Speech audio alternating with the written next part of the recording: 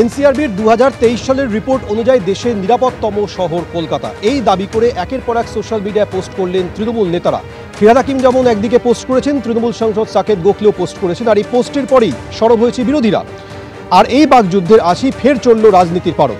শনিবার ফিরহাদ হাকিম সোশ্যাল মিডিয়ায় পোস্ট করে লেখেন, টানা চতুর্থবার দেশের সবচেয়ে সুরক্ষিত শহরের তকমা পেয়েছে কলকাতা, কিন্তু বিজেপি শাসিত রাজ্যগুলির অবস্থা সঙ্গীন। অপরাধের তালিকায় শীর্ষে কোচি, তারপরেই দিল্লি এবং সুরাট। বিজেপির মতে এটাই কি কার্যকরী আইন শৃঙ্খলা ব্যবস্থা? প্রশ্ন তোলেন ফিরহাদ হাকিম। তৃণমূলের রাজ্যসভার সাংসদ সাকেত গোখলেও বিজেপিকে খোঁচা দিয়ে সোশ্যাল মিডিয়ায় লেখেন, টানা চতুর্থবার ভারতের নিরাপত্তম শহর হয়েছে কলকাতা। আমরা নিজেরা নিজেদের প্রশংসা করছি না, এটা কেন্দ্রীয় স্বরাষ্ট্র মন্ত্রকের অধীনস্থ এনসিআরবির দেওয়া তথ্য। বিজেপি যতই বাংলার অপমান করুক না কেন, পরিসংখ্যানই সত্য কথা বলে। আর এই রিপোর্টের ভিত্তিতে কলকাতা পুলিশ কমিশনার কি বলেছেন শুনুন। 2023-এর রিপোর্ট আছে, তো তখন এখানে যারা অফিসার ছিলেন, তখন সিপি যিনি ছিলেন প্লাস ওনার টিম, ওদের ক্রেডিট আছে। অ্যান্ড পুলিশ সারা বছরই কাজ করে, সবাই মানে আমাদের থানা লেভেল থেকে শুরু করে ডিসি অ্যান্ড সিনিয়র অফিসার সবাই একটা টিম হিসাবে আমরা কাজ করি। অ্যান্ড কাজে আমরা সবসময় দেখি যাতে মানুষের যে আমাদের কাছে থেকে যে এক্সপেকটেশন থাকে, সেই এক্সপেকটেশনের আমরা দাঁড়াতে পারি।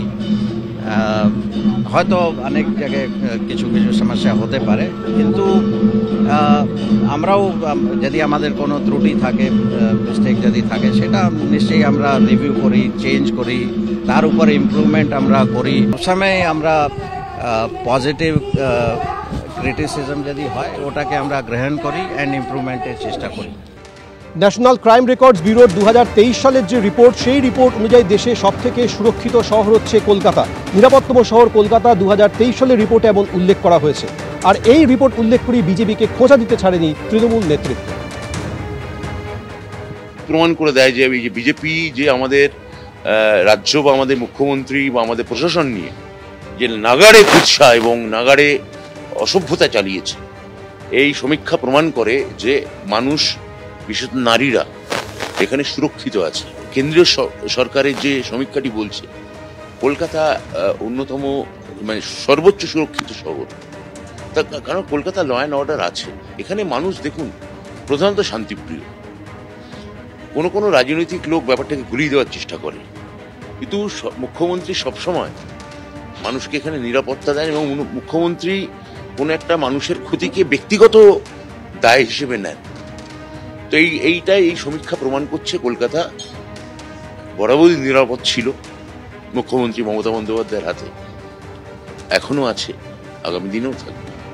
যে কলকাতার বিভিন্ন থানা যারা পুলিশ অফিসার রয়েছেন তারা কতটা অসহায় বা তারা কতটা তৃণমূলের প্রতি সহায়, যে যারা ভিকটিম তাদের অভিযোগগুলো নেওয়া হয়নি, সেই ক্রাইটেরিয়াতে না নেওয়া অভিযোগের যদি যোগ করা হয় তাহলে মোটামুটি ভারতবর্ষ নয়, এই উপমহাদেশের সবথেকে বেশি ক্রাইম যদি কোথাও হয় তাহলে তার মধ্যে প্রথম 5-এর মধ্যেই কলকাতা থাকবে।